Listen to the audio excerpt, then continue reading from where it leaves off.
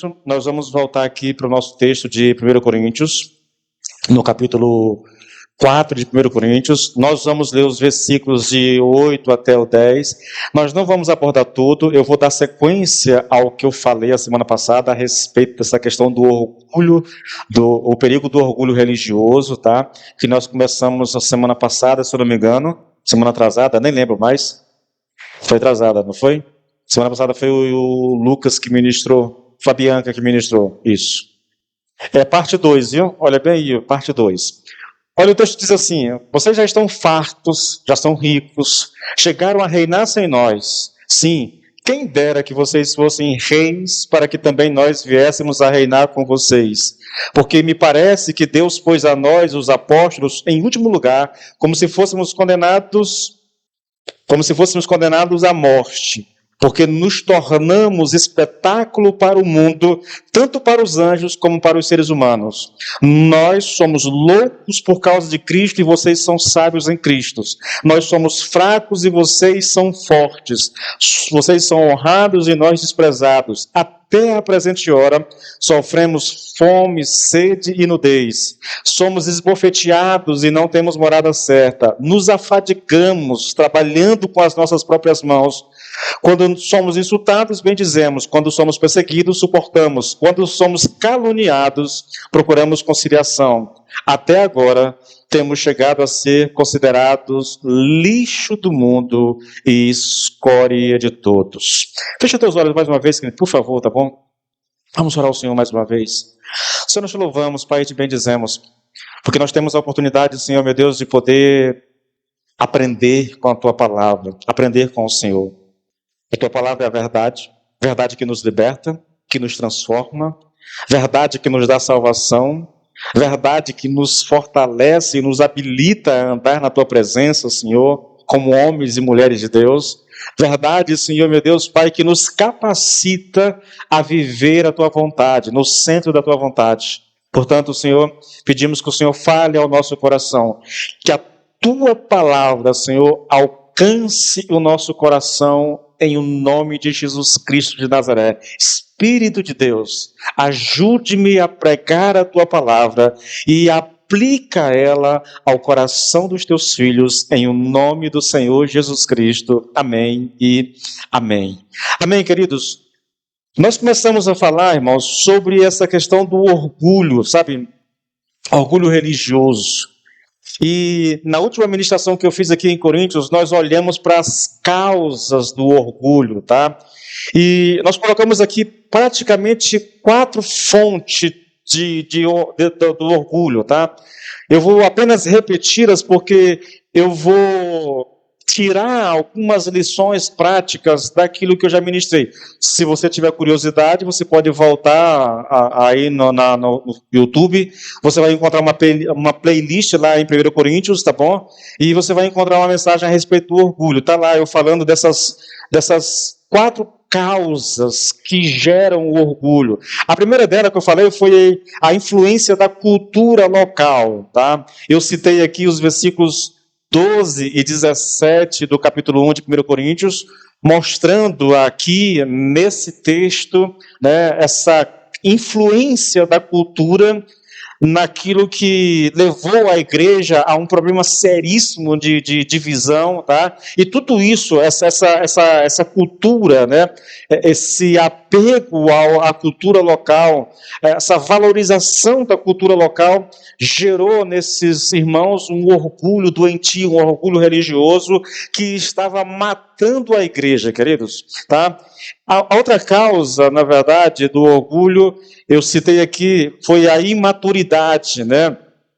Ou carnalidade. Imaturidade e carnalidade são 2 palavras que caminham muito juntas, e eu citei aqui para 1 Coríntios capítulo 3, citei os versículos de 1 até o 4 para mostrar a vocês. Paulo chama esses irmãos de carnais, de crianças em Cristo, porque elas são imaturas, entendeu? Aí ele vai dizer, olha, porque há entre vocês ciúmes, não são vocês carnais, não estão agindo como agem as pessoas do mundo, tá? Foi esse o segundo motivo, né, para o orgulho religioso no coração dessa igreja. A outra causa que eu coloquei para vocês aqui foi uma má interpretação que eles estavam fazendo da presença dos dons espirituais na igreja. Lembrando que Paulo disse lá no comecinho, no capítulo 1, que essa igreja era uma igreja onde havia a manifestação de todos os dons. Tudo estava lá, entendeu? Tudo que você imaginar de dom, essa igreja tinha. Tá? E essa igreja, por causa dos dons... Eu vou ler o texto, mas porque faz parte do texto que nós estamos estudando aqui, basicamente. Olha o versículo 7, 1 Coríntios 4, 7. Pois quem é que faz com que você se sobressaia? E o que é que você tem que não tenha recebido? E se o recebeu, por que se gloria como se não o tivesse recebido? São perguntas que Paulo faz que mostra para nós uma igreja orgulhosa, entendeu? Uma igreja que achava mesmo que era superior ao próprio Paulo. Irmãos, quase todos os problemas na igreja de Corinto têm a ver com o orgulho, tá? Tem a ver com uma igreja orgulhosa, tem a ver com uma igreja que se achava, e quase toda essa questão do orgulho em Coríntios estava relacionado com o conhecimento, com a filosofia, né? Então, você vai encontrar uma igreja assim, que estava praticamente chutando o próprio líder dela, entendeu? Menosprezando o próprio Paulo, na verdade. É uma coisa absurda. E esse orgulho tinha a ver, uma das causas era a má interpretação que eles faziam dos dons. Eu disse a vocês, na última vez que eu ministrei aqui, que os dons, eles são dados à igreja, tá? Para que a igreja sirva. O irmão recebeu um dom, esse dom não é para ele se promover, não é para ele se orgulhar, não é para ele se achar superior a quem quer que seja. O dom é dado para servir, entende? Deus me deu o dom de cantar. Falar, se existe, na Bíblia não tem esse dom, mas vamos lá, Deus me deu essa graça de cantar. Agora, porque eu sei cantar bem, eu vou tentar me promover. Irmãos, você entendeu tudo errado, querido. A gente canta para adorar a Deus e ajudar a igreja, servir a igreja, né? Eu fiz muito aula de canto, essa coisa assim, aula para Ministério do Louvor, explicando qual era o papel do louvor. O papel do louvor é conduzir a igreja na adoração ao trono de Deus. É isso. Ninguém vem para cá para se mostrar, ninguém vem para cá para dizer que sabe, ninguém vem para cá para mostrar que... Não, a intenção do louvor, daqueles que ministram o louvor, seja cantando, tocando, é conduzir a igreja, facilitar a adoração na igreja, entendeu? Eles são apenas intermediários. Eles não estão aqui para serem vistos ou admirados, querido. Não é essa a função. A outra possível causa tem a ver com falsos mestres que estavam se infiltrando na igreja de Corinto, e esses homens estavam minando a autoridade de Paulo. Eles desprezavam a Paulo, eles faziam um ataque ad hominem contra Paulo, entendeu? Atacando a pessoa de Paulo, na intenção de diminuir Paulo, né, e eles se promoverem. Na verdade, querido, é uma coisa interessante, né? A crítica. Quando nós criticamos uma pessoa, querido, consciente ou inconscientemente, nós estamos... É uma tentativa de diminuir a pessoa que nós estamos criticando, e com isso a gente parece que se torna mais importante, que cresce um pouquinho mais, entende? A crítica tem muito disso. Como esses líderes, esses falsos mestres, estavam atacando a pessoa de Paulo, dizendo que Paulo não era um apóstolo, porque ele não foi discípulo de Jesus, porque ele não andou com Jesus, né? Porque ele veio depois. Paulo se fez apóstolo com a intenção de atrair público para si, porque ele estava interessado em finanças, em dinheiro. Essas pessoas minaram a autoridade de Paulo, e aí a igreja entra na onda, entendeu? E começa a criticar Paulo também. Bom, ele não é isso tudo que dizem que é, então por que a gente vai ter que se submeter a ele? E aí começa a confusão na igreja, e esses irmãos chegam a dizer que a pregação de Paulo era enfadonha. Consegue imaginar um negócio desse?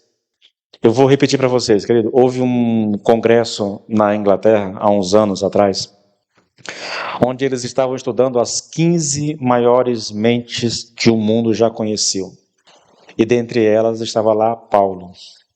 É conhecido, um seminário ímpio, não era de crente. E estava lá Paulo. Entre as 15 maiores mentes que esse mundo já conheceu. E está aqui a igreja, fundada por ele, que se acha superior a Paulo.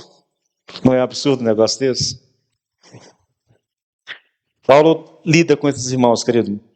2 Coríntios, no capítulo 11, a partir do versículo 4, ele trata disso. Eu não vou ler o texto, tá bom?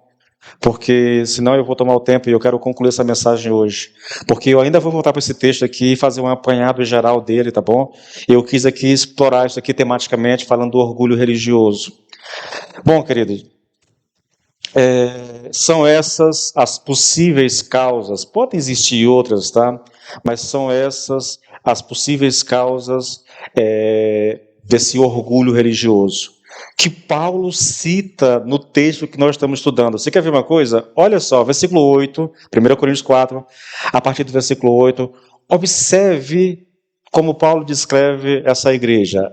Ele diz assim: vocês já estão fartos, vocês já são ricos, chegaram a reinar sem nós. Sim, quem dera que vocês fossem reis, para que também nós viéssemos a reinar com vocês.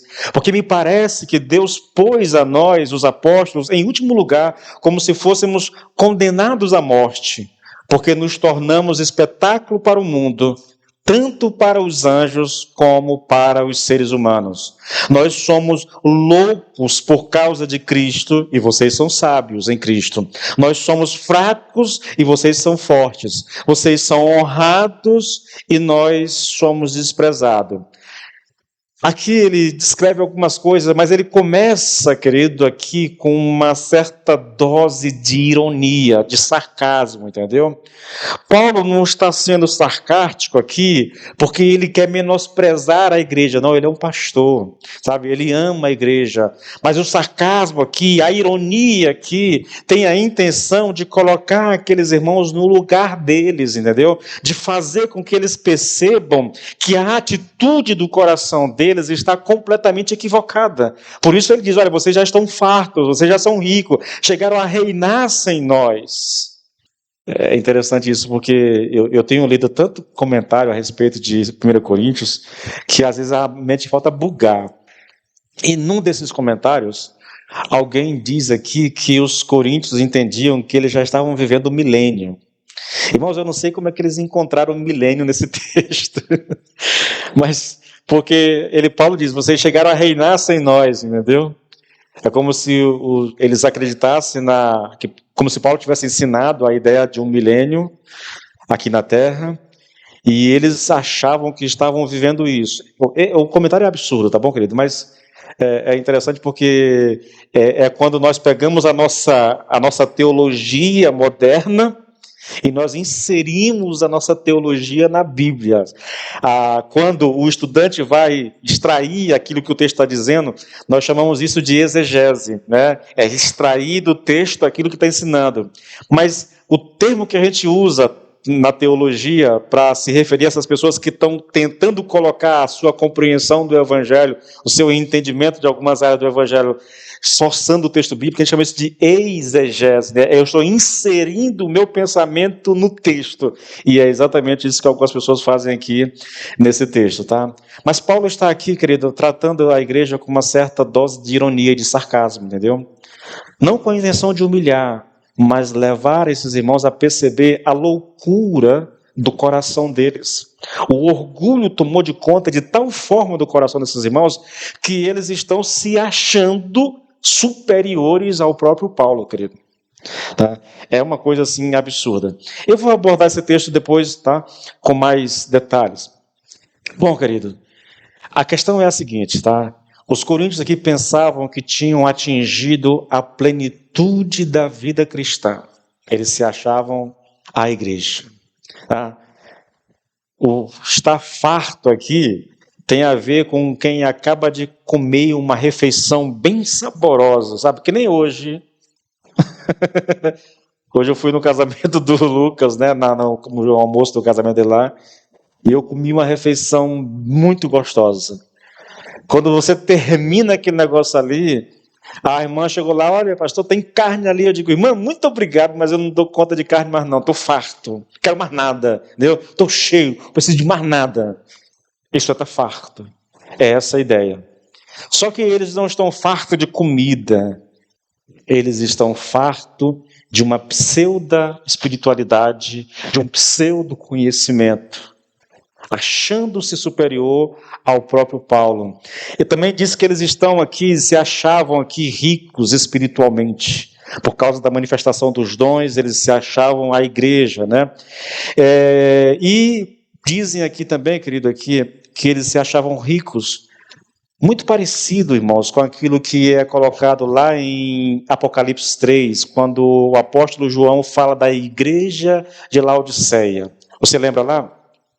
Eu acho que é Laodiceia. O texto diz assim, Apocalipse 3,17. Você diz, sou rico, estou bem de vida e não preciso de mais nada. Estou farto, não preciso de mais nada. Mas, na verdade, você não sabe que é infeliz, que é miserável, pobre, cego e nu. A igreja se via como uma igreja rica, abastada, assim como a igreja de Corinto. E o Senhor diz, olha, essa é a percepção que vocês têm de si mesmo. Só que essa percepção, ela está completamente errada, equivocada. Aí o Senhor diz, olha, vocês são, na verdade, miseráveis, vocês são pobres, estão cegos e estão nus. O orgulho religioso é uma coisa que nos cega para a nossa realidade. Vocês conseguem entender isso? A igreja está se achando a última Coca-Cola do deserto e o Senhor diz, olha, vocês não passam de... O que é tão ruim de refrigerante, gente? Não posso nem dizer que River, porque River é gostoso. Hã? Você te toca, meu irmão. Vou te excomungar. Não fala de Jesus, não, nem é do refrigerante, pelo amor de Deus. Vamos para algumas lições, querido. Nós temos as 4 possíveis causas do orgulho espiritual: a influência da cultura, a imaturidade, misturada com carnalidade aqui, uma má interpretação dos dons e esse ataque feito por falsos mestres à pessoa de Paulo, desprezando e diminuindo Paulo, fazendo com que as pessoas se sintam mais importantes e superiores do que ele. Agora vamos tirar aqui algumas lições, querido. Tá? Lições. Primeira lição, querido, cuidado com as influências externas que podem nos levar ao orgulho religioso. Uma manifestação da cultura levou muitos na igreja a uma atitude de orgulho e superioridade. Aqui, querido, eu falo especificamente a respeito do conhecimento filosófico, entendeu? E a eloquência em transmitir esse conhecimento. Falando de oratória, de sabedoria humana, entendeu? De pessoas capazes, né, de usar as palavras, de usar o conhecimento, de transmitir esse conhecimento de maneira apaixonante. Há muitas pessoas que fazem isso. Hoje nós temos pessoas assim. Palestrantes que atraem multidões para si, entendeu? Não conhecem a Bíblia, até usam, mas não conhecem a Bíblia, mas conseguem arrebatar as multidões, levar as pessoas às lágrimas com a sua oratória. Eu li de um certo líder religioso que o livro de cabeceira dele era um desses gurus, né? Da autoajuda. Esses caras que treinam os outros para... Há muitos... Não é errado um pregador fazer um curso de oratória, querido. É errado usar a oratória com a intenção de se promover. é errado usar a oratória com a intenção de anunciar o evangelho. Porque quando eu lanço mão dos recursos, sem que eu tenha consciência de que uma pessoa jamais será salva sem que ela conheça Cristo, e não importa a minha capacidade de oratória, não importa a minha eloquência, não importa o meu carisma, não, por mais impactante que seja o meu discurso, eu nunca levarei uma pessoa a Cristo. Por quê? Porque eu não tenho o poder de dar vida a um morto. Queridos, esse traço cultural era muito atraente em Corinto. Tão atraente que levou a igreja a imitá-lo. Eu sou de Paulo, eu sou de Apolo, eu sou de Pedro, eu sou de Cristo. Era exatamente isso que acontecia na cidade de Corinto, queridos. Cada filósofo ambulante, cada orador tinha os seus seguidores. E os seguidores desses filósofos ficavam brigando entre si, querendo provar que o seu pregador é o maior, é o mais importante. A lição aqui negativa, querido, tem a ver com não imitar essas características culturais, por mais atraentes que sejam. Vamos lá, esqueça a filosofia, esqueça os filósofos lá do início do século. Pense no nosso tempo. Nós temos a música hoje, por exemplo. Aí o cara gosta tanto da música secular, e ele é crente, e ele fica tentando dar um jeito, sabe o que ele faz? Ele pega tudo, ele pega a melodia, ele pega os arranjos e tudo, e coloca uma letra evangélica. Porque ele quer muito aquilo, entendeu? Ou então as igrejas que se adaptam a isso. Você vai ver agora, virou moda agora, cantores famosos, na hora da adoração, começar a cantar músicas ímpias. Não sei se você já viu isso. Sim. Você está no meio do louvor, aí você tem lá Kleber Luca, você tem lá alguns, a Isadora Pompeu e outros aí, cantando músicas ímpias. Voz da Verdade, né? Nada viu Voz da Verdade. Você quer ver uma outra coisa? Moda, irmãos, moda. Ah, como a gente é influenciado por esse negócio de moda, né, querido? De querer se ajustar, de querer se vestir como veste o mundo, de querer cortar o cabelo como o mundo corta o cabelo, essa coisa toda. Irmãos, isso tem causado tanto escândalo, queridos, na igreja, as pessoas querendo ajustar-se à cultura, ao traço cultural, à moda, aquilo que está em voga. Você quer ver uma coisa interessante? O entretenimento, irmãos. Aí o cara está lá, ele gosta muito de MMA, está assistindo aquelas lutas, aquela coisa toda, e aí ele pensa, eu vou arrumar uma estratégia. As pessoas gostam muito disso. Então eu vou colocar um ringue aqui no altar, vou chamar 2 pessoas famosas, e eles fazem um MMA no altar da igreja, irmãos. Ah, pastor, mas está exagerando. Não. No Brasil isso já aconteceu. A gente precisa ter cuidado com isso, querido. O cara gosta muito de festa junina. Gosta daquelas musiquinhas da festa junina, aquela coisa. Ele saiu do mundo, mas o mundo não saiu dele. O que é que ele faz? Ele não pode ir para lá dançar. Aí ele faz uma festa junina de crente. Arraiar gospel. Lá em Imperatriz, irmão, tem muito. Não? Irmãos, isso é influência da cultura que entrou na igreja. A gente tem que ter cuidado com isso, irmãos. Literatura. Eu poderia citar, eu estou com um monte de coisa aqui na minha frente aqui, de influência. Agora, nem tanto, né? Eu não assisto mais televisão, eu tenho uma televisão em casa, mas eu não assisto mais esse negócio de nem a cabo, nem nada, televisão, não assisto televisão. Eu assisto programações no YouTube, essas coisas, mas televisão mesmo, essas programações eu não assisto mais.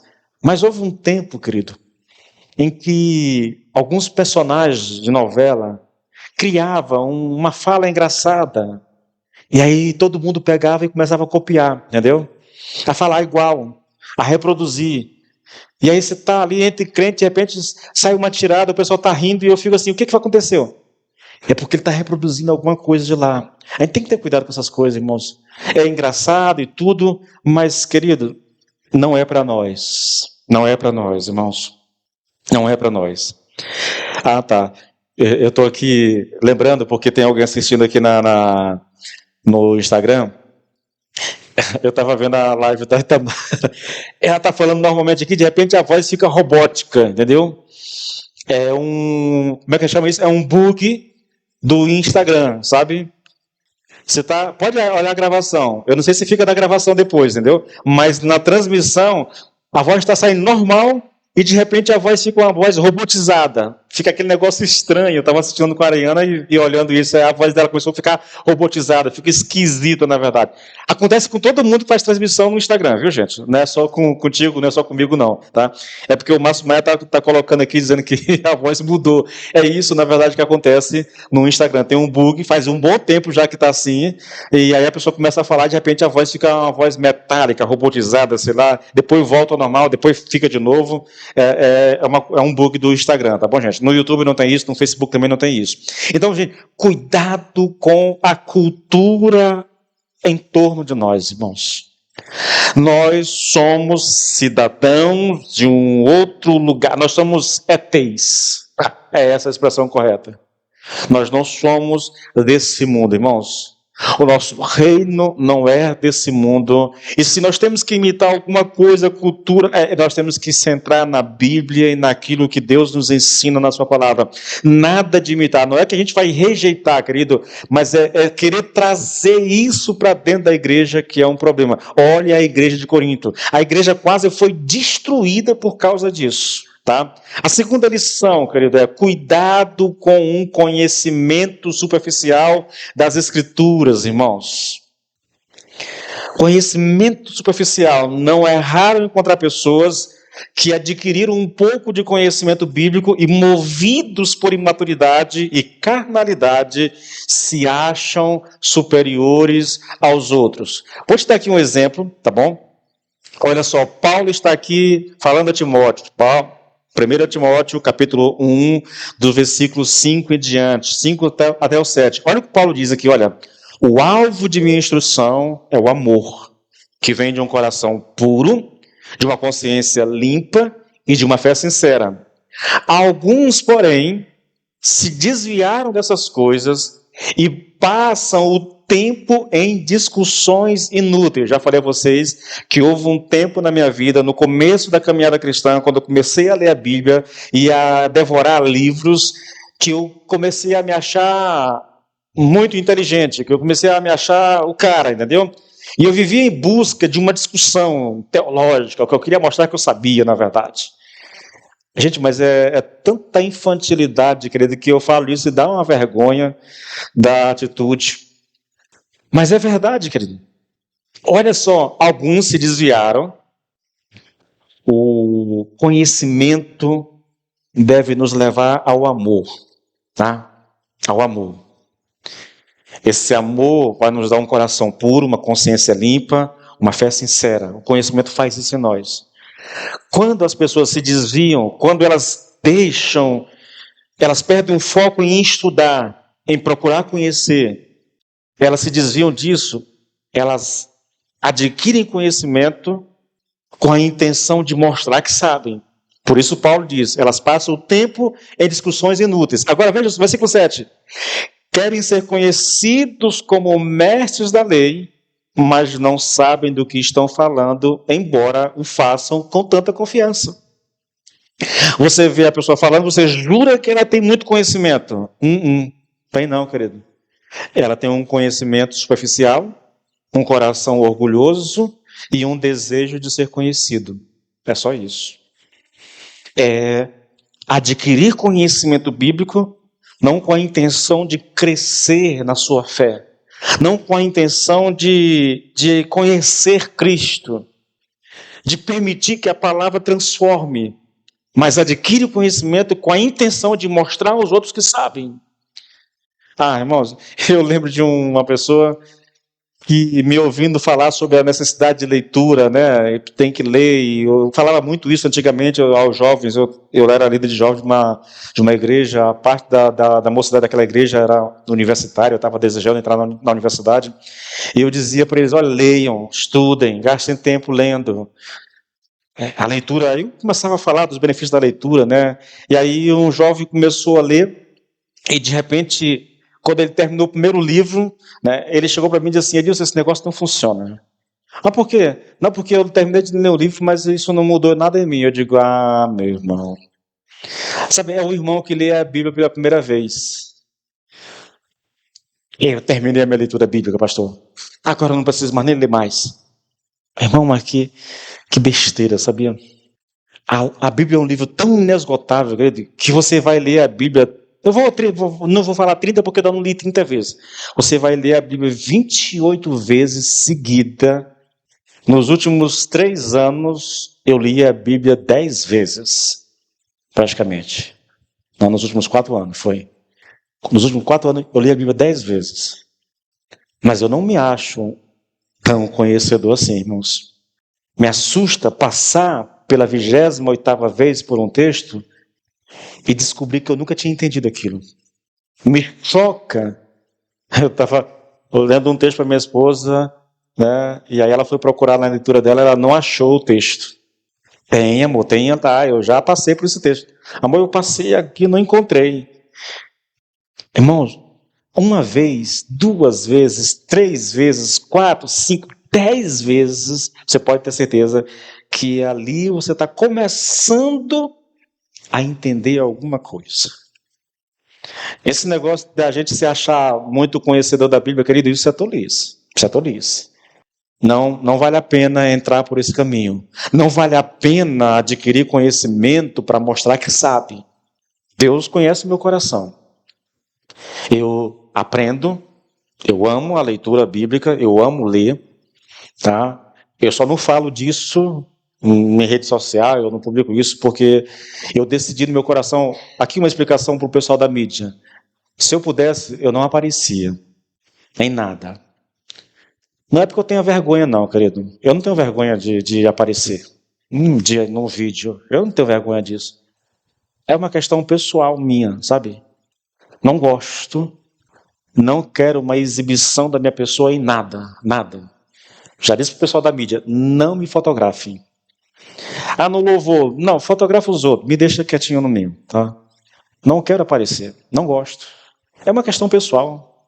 Eu não quero glória para mim, irmãos. Não busco isso. Eu não busco o reconhecimento de vocês. Não espero que vocês me reconheçam como um bom pregador. Não. Quando a minha esposa fala, eu fico meio que constrangido ali, sem graça, entendeu? Porque eu não busco isso, na verdade. O desejo do meu coração. E Deus conhece porque eu digo isso para Ele o tempo todo. Quando eu peço pelo batismo com o Espírito Santo na minha vida, pela manifestação de dons na minha vida, eu digo para o Senhor, Senhor, eu só estou pedindo isso porque eu preciso para pregar o Evangelho. Eu não quero isso para mostrar que eu sei. Eu não quero poder para dizer, Deus está me usando. Olha, Deus... Não quero, irmãos. Eu não quero uma propaganda minha em nada, nada, tá? De forma alguma. Não busco isso. Não busco. Eu tenho um pavor do orgulho, porque eu já sofri muito com orgulho, entendeu? Orgulho intelectual, já sofri demais com isso, a ponto de Deus me repreender por causa dessa questão. E naquela época, irmãos, isso tem mais de 15 anos, 20 anos praticamente. Foi nos 5 primeiros anos da minha conversão.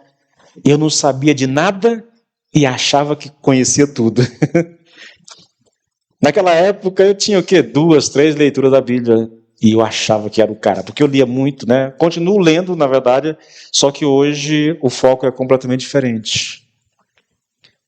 Uma das consequências do orgulho, irmãos, é que a gente pode se achar mesmo, sabe? Eu aprendi uma coisa nova aqui, eu li a Bíblia toda, e eu começo a falar disso, e eu começo a... Irmãos, não há necessidade disso. Veja, Paulo está aqui desmascarando. Essas pessoas vivem em discussões inúteis. É o que leva ao orgulho, entendeu?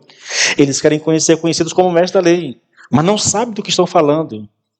Você vai encontrar muita gente hoje pregando que se você perguntar alguma coisa para ele, você quebra ele todinho, sabe? Porque não tem o conhecimento necessário. Veja, querido, cuidado com o conhecimento superficial da Escritura. Cuidado com isso. A pergunta é, né? Como é que eu sei, querido, que o meu conhecimento é superficial das Escrituras? Paulo, em 1 Coríntios 3, 3 e 4, ele responde isso. Você quer saber quando uma pessoa tem um conhecimento superficial das Escrituras? Olha só. Porque ainda sois carnais, pois havendo entre vós inveja, contendas e dissensões, não sois porventura carnais e não andais segundo os homens? Porque dizendo um, eu sou de Paulo, e outro, eu sou de Apolo, não sois carnais? Uma pessoa orgulhosa nessa área, ela até tem um conhecimento razoável, mas esse conhecimento não a ajuda. Não é um conhecimento que a transforma. Veja, uma pessoa que diz que tem muito conhecimento bíblico, mas é invejoso. Eu te digo, esse conhecimento é um conhecimento superficial. Uma pessoa que diz que tem conhecimento, se acha conhecedor, mas vive em contendas, em brigas. Ela é partidarista. Eu gosto mais da pregação do pastor. Não, eu gosto mais da pregação da Ariana. Não, eu gosto mais da pregação da Bianca. Não, eu gosto mais da pregação... E aí começa a fazer comparações. Isso tudo é fruto de imaturidade, querido. É um conhecimento que não transforma, é um conhecimento que não muda, é um conhecimento que não me faz crescer. É um conhecimento que não me ajuda. Na verdade, ele piora a minha situação, tá bom? Cuidado com o orgulho religioso. É a terceira lição aqui, querido. Veja lá, versículos 7 e 8. 1 Coríntios 4, 7 e 8. Porque quem te faz diferente? E que tens tu que não tenhas recebido? E se o recebeste, por que te glorias como se não o houveras recebido? Já estais fartos, já estais ricos, sem nós reinais, e quisera reinasseis para que também nós viéssemos a reinar com você. Há uma igreja em que o Senhor está orientando, em que o Senhor está trabalhando o caráter dessa igreja, porque sim, eles têm dons, há muitos dons na igreja, mas olha as perguntas, querido, quem é que te faz diferente? Você tem o dom de línguas, você tem o dom de cura, você tem o dom disso, mas você é diferente porque tem o dom? É isso? Você se acha mais especial porque tem o dom? Agora, olha a pergunta. E que tens tu que não tenhas recebido? Você tem o dom, mas esse dom foi você que produziu? Ou foi Deus que te deu? A próxima pergunta já responde ela. E se o recebeste? Está dizendo, você não produziu, você não alcançou. Deus te deu o dom. Então, se Deus te deu o dom, por que você está se gloriando como se não tivesse recebido de Deus o dom? Queridos, essa mensagem de Romanos 4:7, ela lança por terra qualquer pretensão orgulhosa no coração humano. Porque a ideia do texto é, tudo que nós temos, nós recebemos de Deus. Tudo. Porque eu sou um bom músico. Por que você é um bom músico? Porque Deus te deu a graça de ser um bom músico. Eu sou um bom cameraman, né? Eu sei pegar os ângulos, sei fazer... Mas quem foi que te deu esse dom? Quem te capacitou para isso? Deus. Então, se tudo que você tem, você recebeu de Deus, por que o orgulho no coração? É essa a ideia de Paulo aqui. Nós não podemos permitir que o orgulho tome conta do nosso coração. É fácil observar aqui, querido, que essa era a percepção que esses irmãos tinham de si mesmo. Não era a realidade deles. Não era assim que Deus os via. Era assim que eles se viam. Porque tinham os dons, porque tinham o conhecimento, porque se achavam superiores aos líderes, se achavam superiores a Paulo. Mas essa era assim que eles se viam, na verdade. Eles tinham uma autoimagem, uma imagem muito boa de si mesmo, entendeu? Só que equivocada. Eu vou dizer a vocês, querido, poucas coisas na vida cristã são tão perigosas quanto o orgulho religioso. Eu não vou ter tempo de explorar aqui, mas eu estou com um texto aqui na mão que fala disso de uma maneira assim majestosa. Segunda, Romanos 2, a partir do versículo 19. Eu só vou ler o final, porque não dá tempo para a gente explorar isso aqui, querido. Veja, Paulo fala desse povo que eles se veem como conhecedores da palavra, aptos para ensinar quem quer que seja a palavra. Mas aí quando chega no versículo 21, ele diz assim, Romanos 2, 21. Sim, vocês ensinam a outros, então por que não ensinam a si mesmos? Dizem a outros que não roubem, vocês roubam. Vocês afirmam que está errado cometer adultério e vocês o cometem. Vocês dizem, não se ora aos ídolos e logo fazem do dinheiro o Deus de vocês. Vocês têm tanto orgulho de conhecer as leis de Deus, mas vocês o desonram quebrando as mesmas leis. Aí ele diz, não é de admirar que as Escrituras digam que o mundo fala mal de Deus por causa de vocês. É Paulo confrontando um povo, né? Um povo crente, são os judeus convertidos em Roma. É lógico, ele está usando a história dos judeus para mostrar que, a despeito de todo o orgulho que eles tinham a respeito da lei, do conhecimento que eles tinham da lei, aquele conhecimento não servia de absolutamente nada para eles. Queridos, é aqui que está a chave para entender essa questão toda, sabia? É aqui. Se o conhecimento que eu tenho das Escrituras, se o conhecimento que eu tenho de Deus não me faz um homem melhor, não me faz viver em obediência, não me leva para mais perto de Deus, se o conhecimento que eu tenho não me quebranta, não me torna mais humilde, esse conhecimento não tem utilidade para mim, irmãos. Paulo diz que o mundo falava mal de Deus por causa dos judeus que se orgulhavam de conhecer a lei. Eles tinham conhecimento, mas o conhecimento que eles tinham, na verdade, estava levando eles à bancarrota espiritualmente. Porque eles estavam orgulhosos do conhecimento que tinham. Eles eram capazes de ensinar. Você diz, não adulterem, mas o pregador que está dizendo não adultere, está adulterando. O pregador que diz, não roube, está roubando. Então, de que vale esse conhecimento? Eles estavam desonrando a Deus, querido, quebrando a lei de Deus. Eu já li a Bíblia tantas vezes, pastor. Sim. Como é que está a tua vida? É simples, irmãos. Como é que está a tua vida? Você está andando nos caminhos do Senhor? Está obedecendo a Deus? Está vivendo segundo a vontade de Deus? Está se esforçando realmente para agradar a Deus? Ou você apenas ouve e quando sai daqui, isso não faz nenhuma diferença na tua vida? Olha, eu vou pular aqui algumas coisas, irmãos. Deixa eu trabalhar um pouquinho esse negócio, porque é um tema assim quase que infindável. Vou te dar um exemplo. É o orgulho religioso que leva a Igreja Católica a dizer que não existe salvação fora dela. Você sabe disso, né?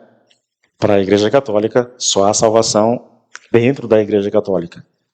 Só que existem igrejas dentro do arraial evangélico que estão dizendo a mesma coisa, na prática.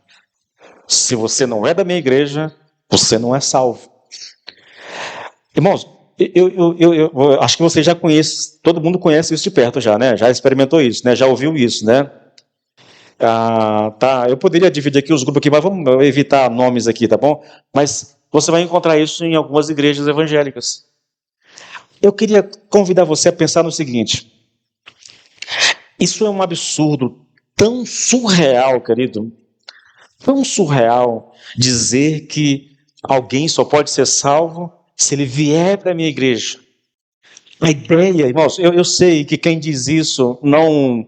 Sabe essa coisa da gente falar, mas não pensar nas consequências disso? Está aqui uma dessas coisas. Porque é como se eu estivesse dizendo assim, olha, Deus é nosso, Jesus também é nosso, por isso nós só permitimos que Ele salve alguém, que Deus salve alguém, que Jesus salve alguém, se for na nossa igreja. Em outra igreja, Ele não tem autorização para salvar. É mais ou menos isso que está dizendo. Só há salvação lá. É como se aquela igreja detivesse, entende? Detivesse o poder de dizer a Deus, o Senhor não pode salvar fora daqui. Se for para a igreja A, não pode. Para a igreja B, não, tem que ser na nossa. É um comportamento assim absurdo, irmão, absurdo demais. É um comportamento que soa estranho, soa nos nossos ouvidos assim como algo quase que inimaginável, na verdade. Porque, deixa eu te escandalizar um pouco, querido. Eu acredito que haverá pessoas salvas em quase todas as religiões do mundo, sabiam? Eu acredito nisso. Você quer um exemplo do que eu estou falando aqui? Está acontecendo agora no Oriente Médio. Islamitas que à noite têm um sonho com Jesus, Jesus aparece para eles, se revela e salva. Isso acontece, querido, no Oriente Médio. Os pregadores não conseguem fazer um trabalho porque são mortos no Oriente Médio. Onde o Islã predomina, um pregador evangélico não pode entrar assim, querido. Se você pegar algum desses países onde são controlados pelo Islã, eles pegam os crentes, levam para a praça pública, a família, os bens, e eles jogam combustível nas pessoas e nas coisas e tocam fogo em praça pública. Como o evangelho não pode entrar nesses lugares, o próprio Cristo em sonho aparece a pessoas. Há livros a respeito disso. Há relatos na internet a respeito de pessoas que são alcançadas. Nós nunca podemos dizer, irmãos, de forma alguma, que só existe salvação na nossa igreja. É um absurdo muito grande, querido, alguém pensar, alguém imaginar que as coisas sejam assim dessa forma. Mas por que acontece isso? Orgulho, irmãos, orgulho. Nós nos orgulhamos do Deus a quem nós servimos, nós nos orgulhamos da nossa denominação, nós nos orgulhamos do nosso pastor, nós nos orgulhamos das nossas doutrinas. Essa é uma coisa absurda, irmãos. Eu creio nas doutrinas bíblicas. Não gosto de título, de rótulo, não gosto. Estava explicando para alguém recentemente lá em casa sobre isso, não gosto de rótulo. Me identifico muito com as doutrinas reformadas, entende? Leio quase todos os autores, mas eu não vou vir para cá dizendo que eu sou um reformado, que eu sou um calvinista, que eu sou um arminiano, porque eu acho que os rótulos não servem, os rótulos atrapalham, na verdade. Então a gente foca nas Escrituras, tentando trazer as Escrituras, tentando ensinar, tentando mostrar a você biblicamente, citando a Bíblia. Eu acho que poucos pregadores, pelo menos daqueles que eu acompanho, leem tanto a Bíblia enquanto prega como eu, irmãos. Porque se eu não puder provar alguma coisa dentro da Bíblia que eu estou ensinando, então eu não posso pregar sobre isso. Eu tenho que provar. Se eu ensino uma doutrina, por exemplo, nós estamos falando na terça-feira sobre segurança do crente. Aquele que está em Cristo não perde a salvação. Irmão, se eu não puder provar isso à luz da Bíblia, eu jamais pregaria isso a vocês. Eu tenho que provar isso. E é o que eu faço. E como é que eu provo? Citando as Escrituras. Texto após texto. Um atrás do outro. Colocando, expondo a vocês, mostrando a vocês. Porque eu acredito que é assim que a gente deve pregar o Evangelho. É assim que a gente deve expor o Evangelho. Eu não venho para cá com a minha opinião formada, irmãos. Eu não venho para cá querendo impor aquilo que eu acredito a vocês. Por isso que eu prego expositivamente. Raramente eu vou pregar tematicamente. Isso aqui é uma pregação temática, mas ela está centrada naquilo que nós estamos estudando. Porque do capítulo 1 até o 4, todo o contexto aqui aponta para o orgulho religioso. Por que a igreja de Corinto era o que era? Por causa do orgulho no coração desses irmãos. Por que eles faziam o que faziam? Por causa do orgulho no coração dele. Por que havia divisão? Por causa do orgulho que havia no coração dele. Por que eles desprezavam a Paulo? Por causa do orgulho no coração deles. Então eu estou trazendo a vocês as fontes desse orgulho, as causas desse orgulho e as possíveis consequências na vida da pessoa que se deixa levar por isso. É o que eu estou fazendo com vocês. Não é uma ideia minha, não é um pensamento meu. Não. É apenas dedução daquilo que está escrito. Então, nós temos aqui, querido, essas lições. E eu espero que você possa realmente entender, tá bom? E que Deus te dê a graça, querido, de confiar. De viver para o Senhor, não permitindo que o orgulho tome conta do teu coração, não permitindo que você seja picado por esse insetozinho do orgulho e comece a se achar melhor do que o outro. Aos irmãos que vêm orar domingo, na segunda, na quarta e na sexta, pelo amor de Deus, querido, não ache que você é mais espiritual do que os outros, não permita que o orgulho te roube o coração. Eu falo isso porque eu conheci uma igreja lá em Imperatriz, em que um grupo de irmãos, sedentos pelo Senhor, querendo mais de Deus, começaram a buscar o Senhor nas madrugadas. E eles começaram todo dia, buscando, todo dia. E ninguém mais queria participar, eles chamavam, ninguém vinha. E eles começaram a buscar, tiveram algumas experiências, daqui a pouco eles se restringiram no seu grupo, entendeu? E começaram a olhar com um certo desdém, com um certo desprezo para aqueles que não oravam como eles oravam. E o orgulho tomou conta do coração dessas pessoas, e ao invés de crescer em Cristo e de experimentar do poder de Deus, eles foram consumidos pelo orgulho religioso. E o resultado disso, querido, não é bom. O resultado não é bom. Deus abomina o orgulho, irmãos. Se nós nos exaltarmos, o Senhor nos humilhará. Está na Bíblia. Aquele que se exalta será humilhado. E o que se humilha será exaltado. É isso que ensina as Escrituras Sagradas. Então, eu vou continuar insistindo. Venha orar, querido. Mas não comece a se achar mais crente do que os outros porque você está orando de manhã, irmãos. Por favor. Não permita que o orgulho tome conta do teu coração, porque aí essa oração da manhã já perdeu sentido para você. Nós queremos Deus, nós queremos um derramar do Espírito Santo na nossa vida, nós queremos uma visitação do Espírito Santo, mas não dá para fazer isso com um coração orgulhoso. É um coração humilde, sedento, que anela por esse derramar do Espírito Santo. É isso que atrai Deus, querido. É esse sentimento de incapacidade. É esse sentimento de que eu não sou suficiente. Por mais que eu esteja fazendo, eu não sou suficiente. Isso depende de Deus, da graça dEle, do favor dEle. Eu encerro, querido, fazendo exatamente esse apelo a você. Vem para cá de manhã. Vem quebrantar o coração de manhã. Se humilhar diante de Deus. Pedir por uma visitação do Espírito Santo, pedir por um derramar do Espírito Santo, por um batismo, por um avivamento. Se junte a nós, querido. Tá?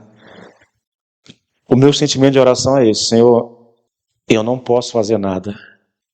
Eu não sei produzir um avivamento. Eu não sei mudar o coração das pessoas. Então eu vou para a Tua presença buscar em Ti, porque só o Senhor pode fazer isso. Eu não tenho o poder para fazer. Eu não tenho os meios para fazer. Então eu me humilho diante do Senhor, pedindo que Ele faça no meu lugar. É isso, irmãos. Eu deixo o convite com vocês e eu encerro aqui, porque nós já estamos com o nosso horário aqui avançado já. Vamos nos colocar de pé, querido, por favor. Senhor, nós louvamos o Teu nome, Senhor. Senhor, nós bendizemos a Ti. Nós damos graças a Ti, Senhor. Tu és o nosso Deus, o Deus da nossa salvação. Deus, nós precisamos de Ti. O nosso coração, Senhor, é como terra seca. Precisa da água do Teu Espírito, Senhor, sendo derramado. Nós não sabemos fazer chover, Senhor. Por isso, nós nos voltamos para Ti, com o coração humilhado e quebrantado, reconhecendo que do Senhor vem o nosso auxílio. É de Ti que vem, Senhor, meu Deus. Tudo o que nós precisamos é do Senhor que vem. Deus, eu não posso mudar o coração dos meus irmãos porque eu não sei como fazer isso e eu não tenho o poder para fazer isso. Por isso eu os coloco em Tua presença. Por isso eu invoco a presença e o poder do Teu Espírito na vida deles, para que o Espírito faça isso, Senhor. Deus, eu anseio e anelo por uma igreja que seja fervorosa em oração, Senhor, mas eu não sei produzir isso neles, Pai. Então eu busco em Ti o socorro, a ajuda necessária para que o Senhor faça isso no nosso coração. A palavra diz que é o Senhor quem opera em nós o querer e o realizar. Então opere em nós, Pai, um coração fervoroso, um coração que tenha prazer em Ti, no nome de Jesus, Pai. Porque eu não sei como fazer isso, Senhor. Na verdade, eu preciso do Senhor para poder orar também, tanto quanto os meus irmãos. Eu preciso da mesma graça, Senhor, da mesma ajuda, do mesmo socorro. Porque se o Senhor me deixar por próprio, eu não vou orar, meu Deus. Eu sei disso. Que a Tua graça, Senhor, nos alcance. Que a Tua graça nos sustente. Que a Tua graça nos fortaleça. E nos capacite a viver na Tua presença. A viver para Ti. Em nome de Jesus. Amém e amém.